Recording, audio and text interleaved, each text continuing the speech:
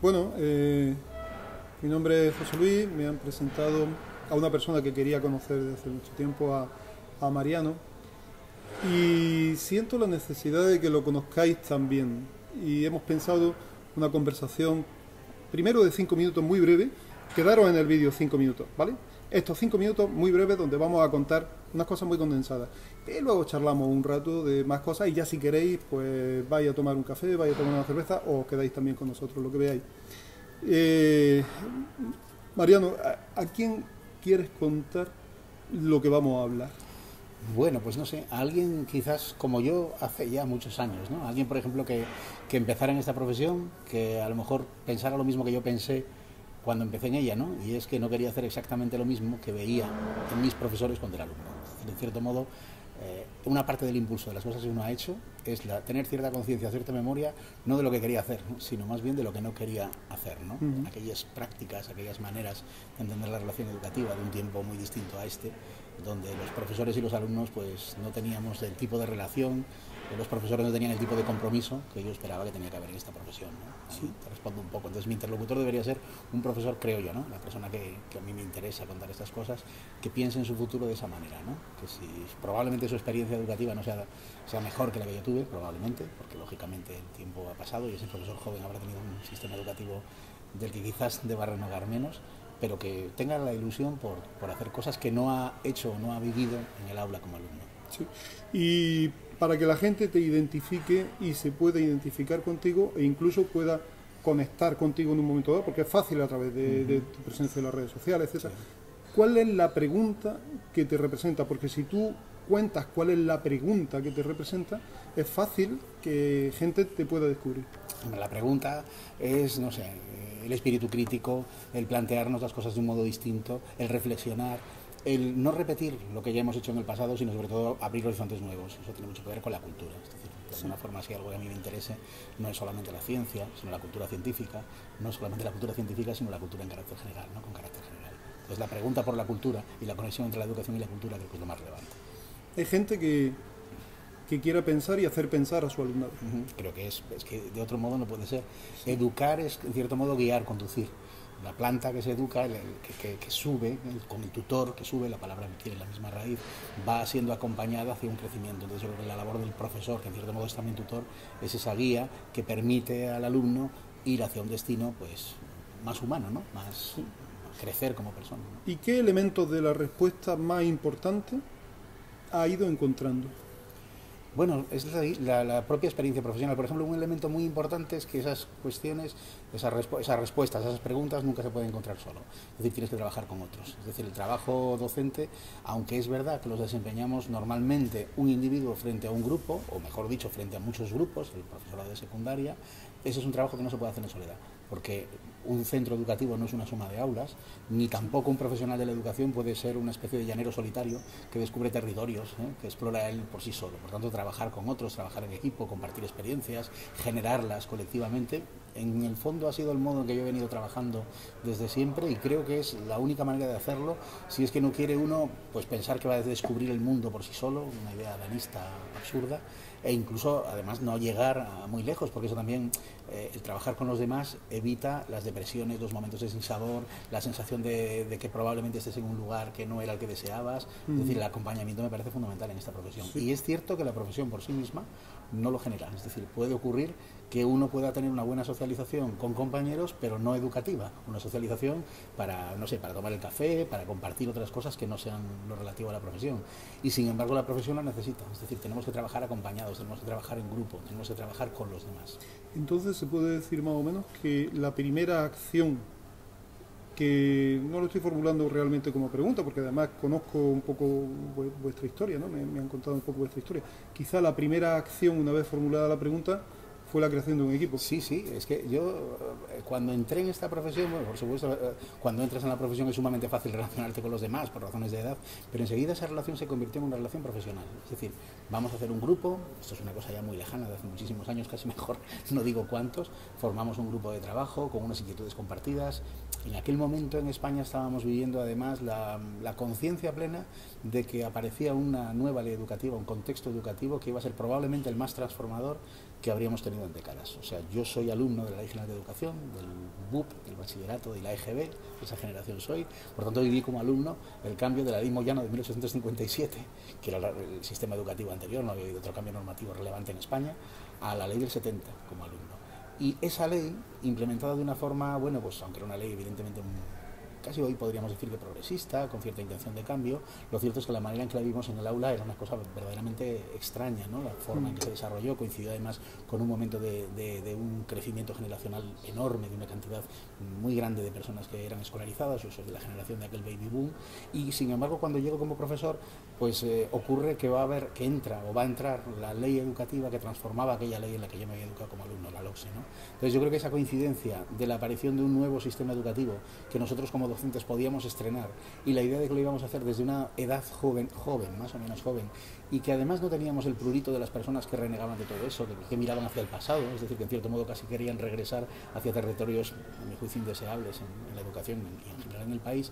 Pues yo creo que contribuyó a tener ese tipo de contaminación de la ilusión de unos a otros, que hizo que formáramos un equipo que luego con el tiempo pues simplemente se ha fortalecido y ha crecido, porque evidentemente de un núcleo más o menos íntimo de compañeros que trabajábamos en una misma lógica, al final, bueno, pues tejer redes de relación mucho más amplias, ¿no? Claro, es decir, en el fondo el equipo es un grupo de gente sí, que vive sí, los cambios como una oportunidad, no como una amenaza. Sí.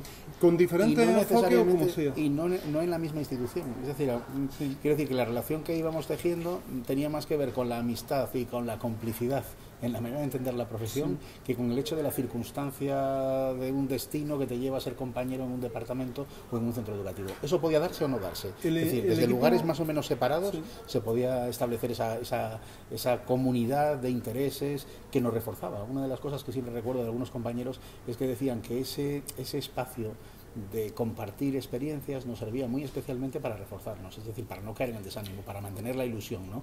Que es algo que ocurre más fácilmente si lo hacemos juntos que si lo haces separadamente. Ese equipo, bueno, vamos a ver, lo primero es que ya está muy claro, es decir, ¿queréis vivir la educación en individual?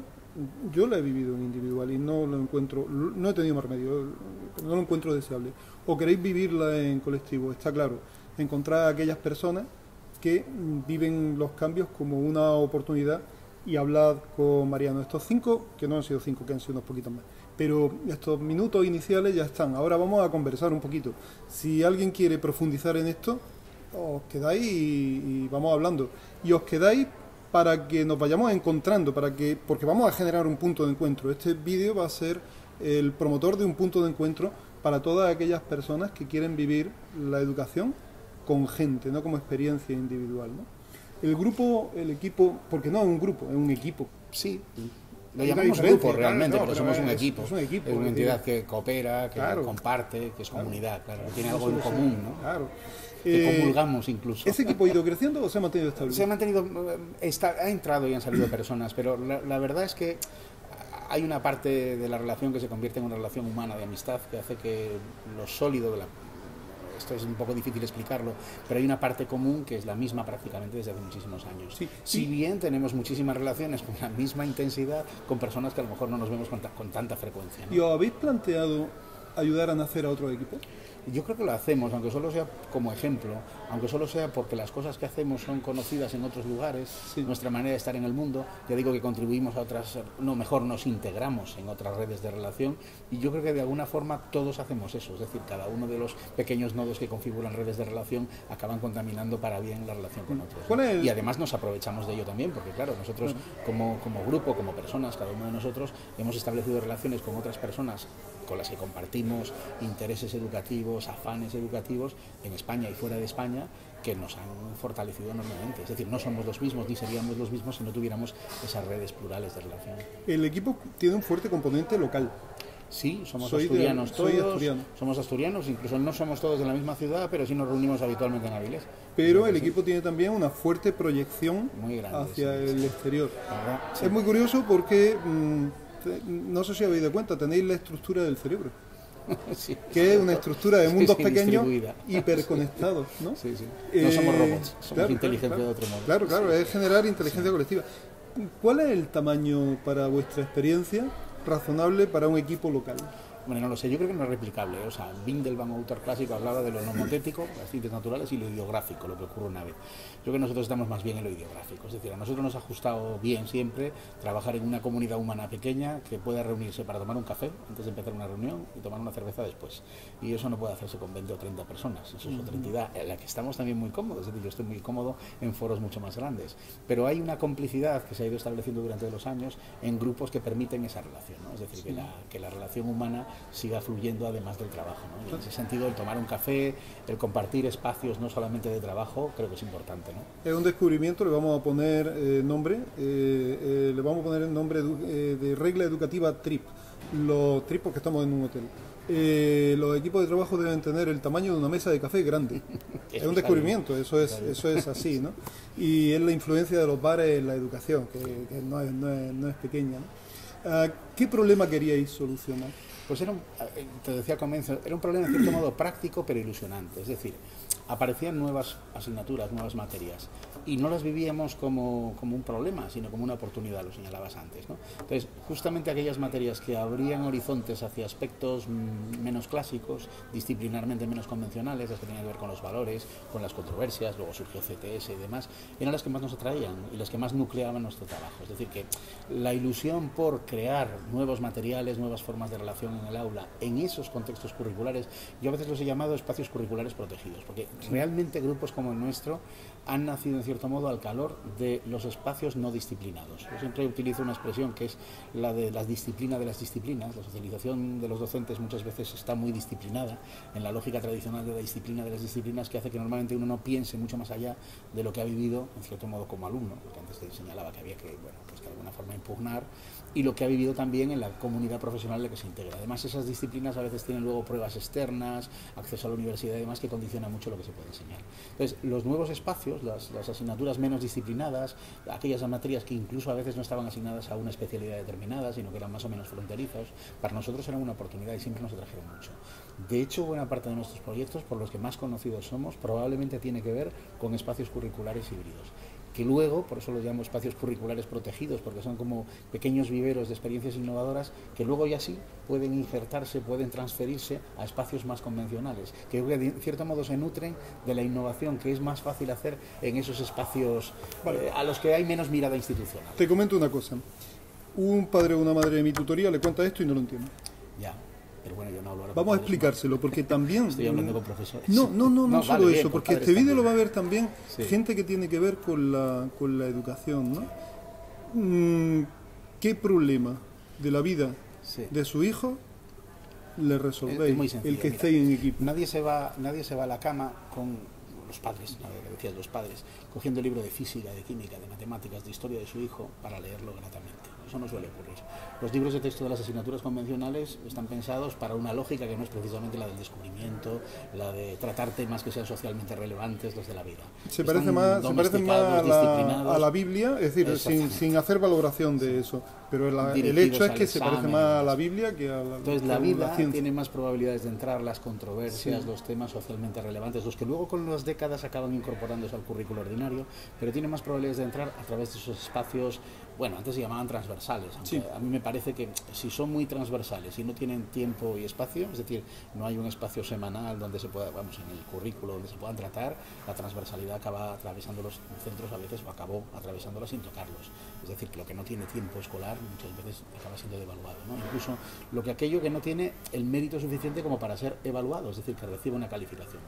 Lo cual no quiere decir que deban ser materias convencionales, no tradicionales. Quiere decir, todas las materias que tenían que ver con educación en valores, con cultura científica, con ciencia, tecnología y sociedad, en otros países, espacio adolescente en Uruguay, CTSU en México, en muchos países se han creado esos espacios y eran verdaderas oportunidades. Que un tipo de profesores huía de ellos, precisamente porque eran demasiado abiertos, abiertos a la incertidumbre, generaban incertidumbre en el profesor, y para otros nos parecían especialmente atractivos. Yo creo que eso divide dos maneras de entender la profesión, la relación con esos espacios.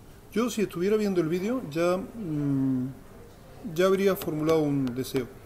Y el deseo sería, ¿cómo es posible que se integren familias de personas que tienen problemas reales, esas situaciones transversales que pueden ser fuente de información para lo que luego hagamos en el aula, ¿no? ¿Cómo es posible que se integren esa familia en esas dinámicas. ¿En algún caso tenéis esa experiencia? ¿Ha llegado a suceder? Creo que es bastante claro.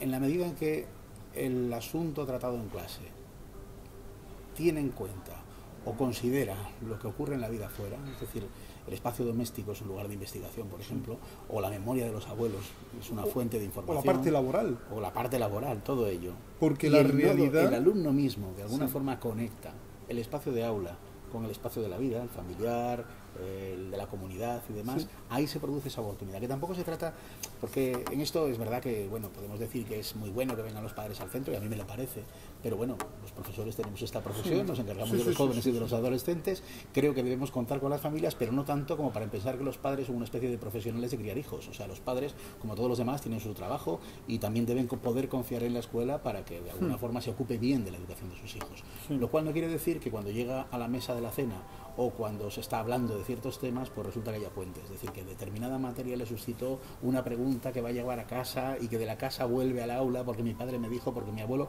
o porque el chico, como tú estás haciendo ahora, grabó a su abuelo con un testimonio de algo que pasaba o indagó en la nevera lo que nosotros compramos. Es decir, la fuente de información que puede ser la familia, sin perturbarla, sin obligar a que la madre y el padre tengan que estar todo el día en el centro educativo colaborando, permite esa relación, además genera confianza, porque cuando la familia percibe que la educación está a favor y no está demandándole cosas que teóricamente no hace, de alguna forma el sistema educativo recibe también la confianza de la familia, la idea de que el profesor tiene buenos motivos para hacer lo que hace, y eso es una idea doble muy importante, es decir, no delegar del todo ni la familia en el centro, pero desde luego tampoco el centro presuponer que todas las familias son de un mismo modo, que los padres están ahí para hacer las tareas al final, que son de un único modelo.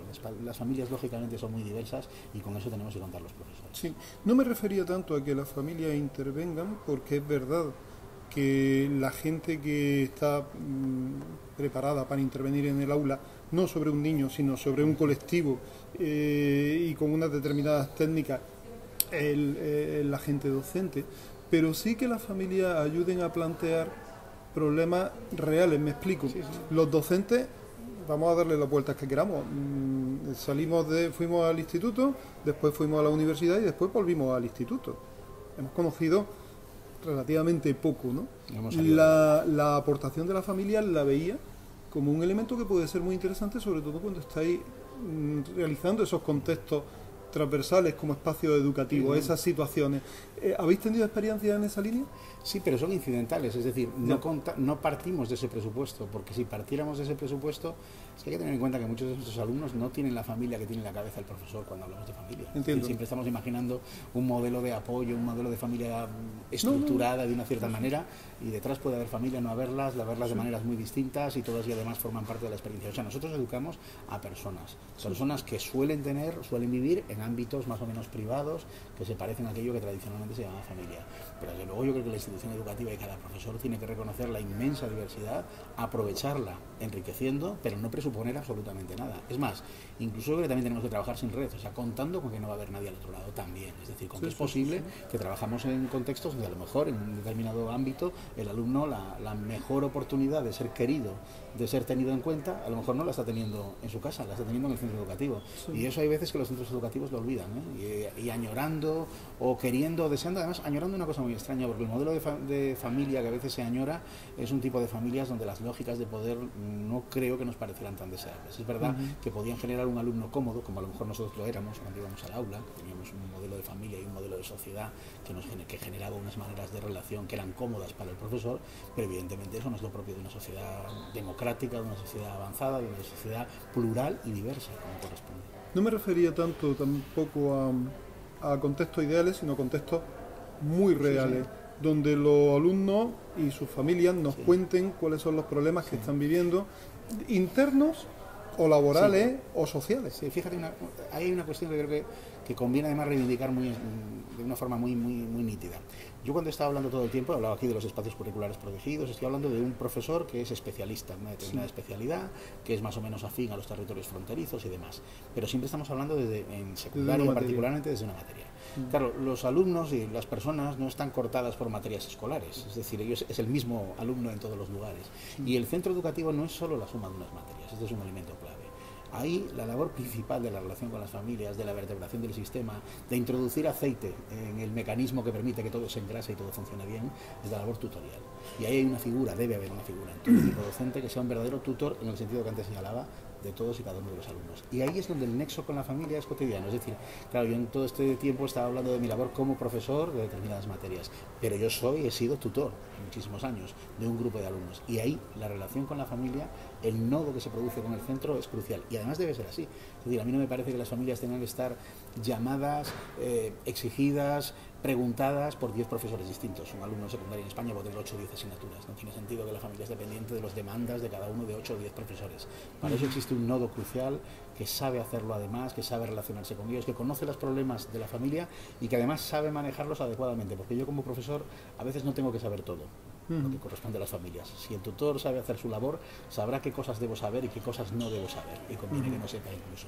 Y en ese sentido creo que nosotros a veces olvidamos que igual que los alumnos son mucho más que la suma de elementos, de sujetos que están en distintas materias, también los centros educativos son mucho más que la suma de las aulas. Y que el nodo crucial de relación entre un centro educativo y su entorno social es la tutoría, es la acción tutorial. Y ahí sí hay un problema porque en España, pues con esta, como decirlo, esta presión sobre el currículo inmensa que se ha producido en los últimos años, se ha olvidado algo que en el discurso al menos era fundamental. En aquellos años que sí que hablaba antes de la LOCSE, incluso en el discurso dominante actual se sigue entendiendo que la orientación educativa y la acción tutorial son absolutamente centrales. Sin embargo, no se crean las condiciones para que eso ocurra. Por ejemplo, hay muchas comunidades autónomas que no tienen una hora de tutoría en bachillerato. Bachillerato es una etapa que en España tiene pues muy frecuentemente más de 30, casi 40 alumnos. Andalucía, por ejemplo, en Asturias sí la tenemos. Querida administración.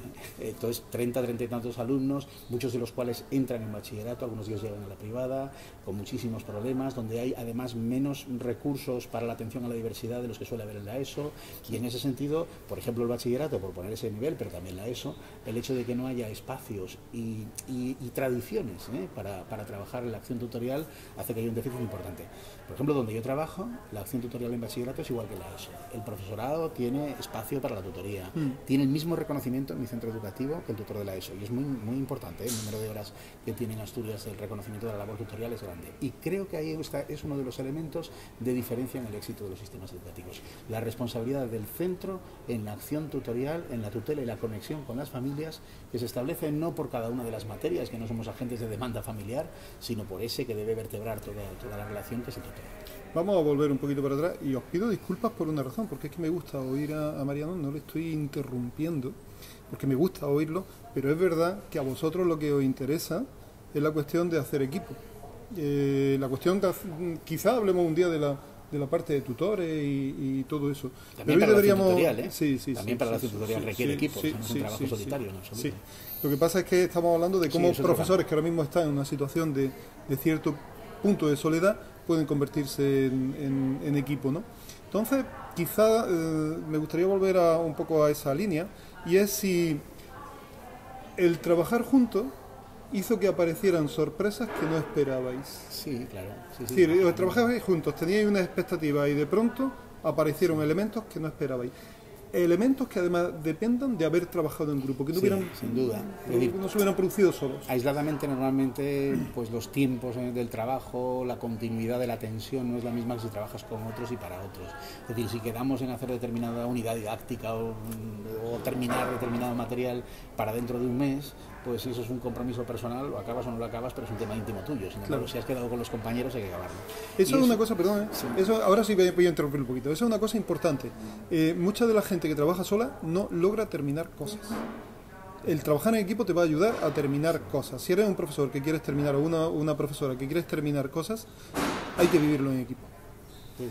Y luego es más fácil que surjan oportunidades o surjan, no sé, relaciones no previstas. Es decir, en nuestra trayectoria es muy claro que precisamente por haber trabajado en equipo y haber terminado cosas, pues esas cosas han interesado a terceros y nos han conectado con otros equipos. Es decir, es la forma en que los nodos de relación, antes decías la metáfora del cerebro, ¿no?, funcionan en la vida. Es que es otro hecho importante. Si eres un docente o una docente que vive los cambios o vive las situaciones como oportunidades, la otra persona es una oportunidad. Entonces el equipo es importante, ¿no? Antes nos dijiste el tiempo. ¿Cuánto tiempo lleváis? punto? Muchos años ya, no sé. Pero dilo, No sé dilo. decirlo, ¿Superior a 2 décadas? Sí, superior a 2 décadas. Superior ya no a vamos 2 a entrar décadas. en detalle, pero Lo tampoco fácil- era un objetivo, ¿eh? No. Lo fácil no, es decir, hacer un equipo es relativamente fácil. Yo he hecho muchos equipos, tantas como veces me he apuntado a gimnasios, ¿no? Lo difícil es que esos equipos tengan recorrido y logren metas. ¿Cuál es la meta que os definiría? El seguir acompañados, porque es verdad que lo de cumplir décadas lo vamos a cumplir todos. Sí. El tiempo es una cosa que con suerte seguiremos cumpliendo, es decir, que todo profesor que empiece ahora en esta profesión y tenga 2, 3 años de antigüedad, con seguridad, si le va bien las cosas, cumplirá décadas.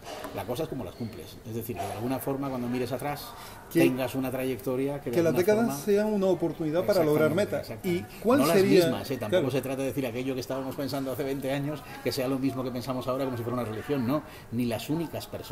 Yo antes decía lo mismo, puede haber una especie de grupo de personas con las que ya se generan unos afectos de continuidad, pero obviamente hay unas redes de relación muy amplias con las que también hay nuevos afectos, ¿no? O sea, la vida también no es sencillamente mantener un carril único y ser fiel a esos principios, sino también, bueno, que cuando mires atrás haya algún tipo de trayectoria de la que incluso pueda renegar, qué cosas hice mal en su momento, ¿vale?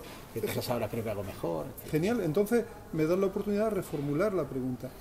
No qué cosas no haríais porque lo que hicisteis os ha traído aquí, por tanto no se reniega, pero qué cosa pensáis que os representa como fallo importante y del cual aprendisteis, y qué cosa os representa como logro. No, bueno, yo no lo llamaría fallo, pero por ejemplo, en ciertos momentos anteriores a lo mejor es un poco más tecnicista, es decir, te preocupas más por los detalles, introduces, yo que sé, por ejemplo, en la evaluación, ¿no? Pues un tema que a mí me ha obsesionado siempre. Yo creo que lo primero que escribí, incluso las primeras cosas de las que hablé en público, era el tema de evaluación y además a nivel de centro, no de disciplina, ¿no?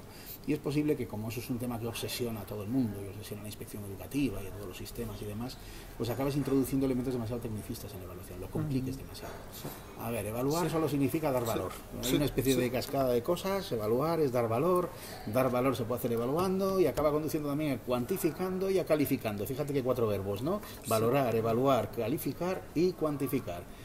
Con recordar que de todos esos 4 menos relevante es cuantificar, que calificar es una cosa que también, bueno, tenemos que hacer porque normativamente nos toca, pero que lo importante es dar valor. Pero es verdad que la ley no dice cuantificar, solamente dice que lo exprese en términos de 7, 8, 9, sin que 7, 8, 9 y las leyes sean números, sino categorías. Y las leyes han sido más flexibles, claro. Y algunos aprovechamos esas oportunidades, porque otra vez en la unidad de centro, vuelvo, siempre yo reivindico el ir más allá de las taifas. Yo utilizo la palabra taifa para referirme a las especialidades, y nosotros somos los profesores de secundaria, tenemos una cierta afición a agruparnos por taifas, ¿no? Y la verdad es que la unidad de centro y la vida de los alumnos no son suma de taifas, es una comunidad de otro orden. Entonces, la evaluación, si un centro se pone de acuerdo, se puede hacer, se ha podido hacer. Nosotros tenemos esa experiencia alguna vez de hacerlo, incluso sin calificaciones. Pero bueno, es verdad que el contexto en el que vivimos hoy pues hace que prácticamente parezca una utopía plantear evaluaciones a nivel de centro donde no exista calificaciones numéricas. Está bien pensar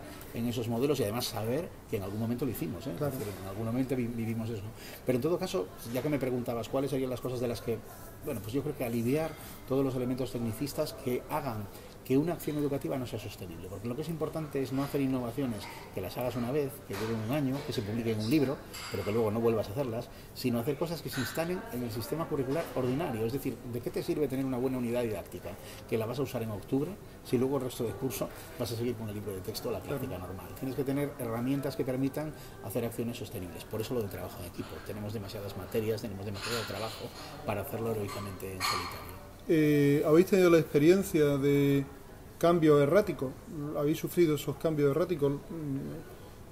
Trabajar en equipo ayuda a que esos cambios erráticos sucedan menos. Seguro que alguna vez algo se descarta o no, pero trabajar en equipo es otra cosa. Yo creo que a partir de aquí tenemos que empezar a plantearnos que el trabajo en equipo es algo que necesitamos, y yo creo que hay que comprometer a un equipo que tiene tanta trayectoria, tanta solera, tanta historia, ¿no?, por vivida y por contar, para que ayude a otros equipos docentes del mismo centro, de diferentes centros, del mismo nivel, internivelares, pero fundamentalmente centrados en un lugar que sea fácil encontrarse cara a cara, y comprometerlos a que ayuden a que esos equipos nazcan y se consoliden. ¿Qué no te he preguntado? Por ejemplo, por la formación inicial, es un tema que me interesa especialmente. Yo además estuve en la Consejería de Educación en un momento muy corto en Asturias, justo cuando se puso en marcha el máster de profesorado.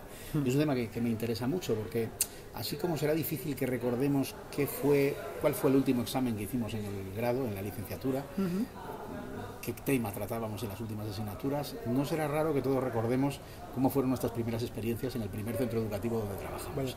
Es decir, que la primera práctica, en cierto modo, marca a los docentes. No es que marca definitivamente, los primeros años son importantes, pero la primera lo es especialmente.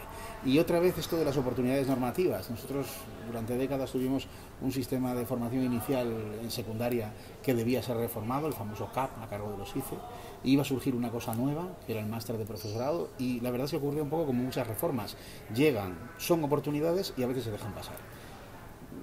La responsabilidad es que uno tuvo en algún momento, pensamos que no había que dejarla pasar, que había que plantear bien el practicum del profesorado de secundaria y entender que esos meses, que en Asturias son 3 meses únicamente en los centros públicos, con una idea de inmersión en el centro, no de mentorazgo únicamente desde la especialidad docente, ya voy denunciando posibles defectos de esta idea de la formación inicial, son una oportunidad clave. Yo creo que un profesor, que es un poco el modelo que ahí nos planteábamos, ¿no?, que cuando entra en la formación, en la práctica docente, como profesor en prácticas durante esos 3 meses, sabe que entra en una comunidad educativa, que incluso aunque no tenga una altísima calidad, es comunidad educativa, y va a aprender todas las dimensiones de ese trabajo, la tutoría, la acción directiva, las salidas extraescolares, la relación con los padres, absolutamente todas, y no simplemente el diseño de unidades didácticas.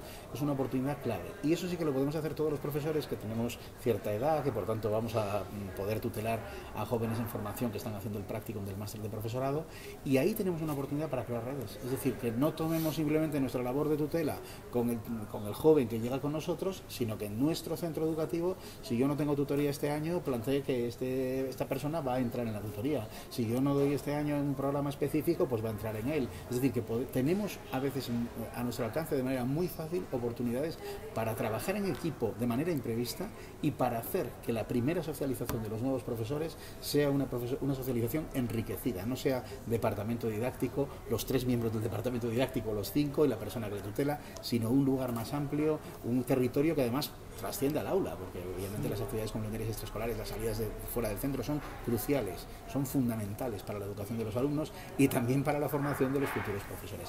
Además estamos en España en un momento clave porque por edad nos va a volver a pasar lo mismo que sucedió en los años 80, a finales de los 80, y es que se va a producir una reposición demográfica tremenda, repentina, de tal forma que el futuro de la educación española estará en manos de una generación que va a entrar en los próximos 10-15 años. Y según cómo sean esas primeras experiencias, lo que se espere del trabajo docente, cómo sea la transición del relevo, yo creo que pues que la educación será de un modo u otro. Y ahí los que tenemos cierta edad tenemos la responsabilidad de poder hacer cosas. Me estoy sonriendo porque ya he comprendido por qué me dijo que entrevistara a Mariano, porque yo no soy buena persona. Entonces, acabo de ver la oportunidad de hacerle una encerrona a Mariano con una pregunta. Y se lo voy a hacer aprovechando que no puede salir corriendo porque hay algo que estorba por allí para salir corriendo, ¿no? ¿Tú crees que es viable el modelo de contenedores que habéis desarrollado para hacer una formación inicial del profesorado? Dime sí o no. Sí, claro. Sí. Lo hacemos. Y ahora el siguiente, lo hacemos. Buscamos gente para hacerlo, lo convertimos en una realidad. Sí, puede formar parte. Además es que es interdisciplinar, no está limitada a un campo. No soy buena persona. Al final lo he liado para llegar a algo. ¿Quieres trabajar con nosotros? ¿Quieres que tu experiencia se incluya? Danos un toque y vamos a ver si podemos hacer un equipo de gente que ayude a la formación inicial de esos docentes. Y déjanos preguntas que te han quedado después de ver el vídeo. Si has llegado al final, invitamos a cerveza a toda la gente que haya llegado al final. Déjanos preguntas y así a lo mejor hacemos una segunda edición del vídeo con esas preguntas en otro momento que nos vayamos encontrando y podemos construirlo precisamente como un diálogo, ¿no?, donde el profesorado vamos hablando y estos vídeos invitan a la comunicación, a que nos vayamos encontrando. Son verdaderos puntos de encuentro. Yo por mí nada más, no sé. Es tarde, nos tenemos que ir a tomar una cerveza.